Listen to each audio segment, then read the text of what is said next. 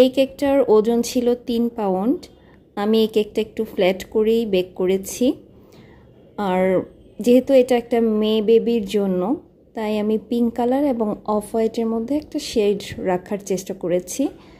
পুরো কেকের সাইডে আমি গানাশ দিয়ে ড্রিপিং করেছি। এবার বলি, এই কেকটা আমাকে কে অর্ডার করেছে। আমাদের বিল্ডিংয়ের নিচতলায় থাকে ওনারা। আমি অনেক দিন আগে একটা ভিডিও আপনাদের সাথে শেয়ার করেছিলাম। আমার কেয়ারটেকার যিনি আছেন, ওনার মেয়ের জন্মদিনের কেক বানিয়ে ওদেরকে দিয়েছিলাম। তখন ওরা ওদের বাসায় কেক পাঠিয়েছিল।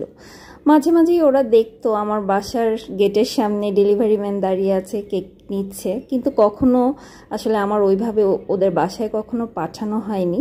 তো ওই কেকটা আমাদের যে কেয়ারটেকার ভাই, উনি ওদের বাসায় পাঠিয়েছিল। তো খেয়ে ওনাদের কাছে খুবই ভালো লেগেছে, আলহামদুলিল্লাহ।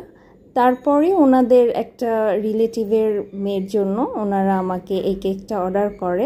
আসলে কেকের টেস্ট যদি ভালো হয় এবং কেক যদি ফ্রেশ হয়, তাহলে সবারই কিন্তু খেয়ে ভালো লাগে। এবং যেই প্রোগ্রামেই আমি কেক পাঠাই না কেন, সেখানে গেস্ট থাকলে খেয়ে তাদের ভালো লাগবে এবং জানতে চাবে যে কেকটা কোত্থেকে নেয়া। এটাই প্রথম না, আলহামদুলিল্লাহ আমি এভাবে আরও বেশ কিছু কেক অর্ডার পেয়েছি যে প্রোগ্রামে এসে কেক খেয়েছে, ভালো লেগেছে, আমাকে অর্ডার করেছে।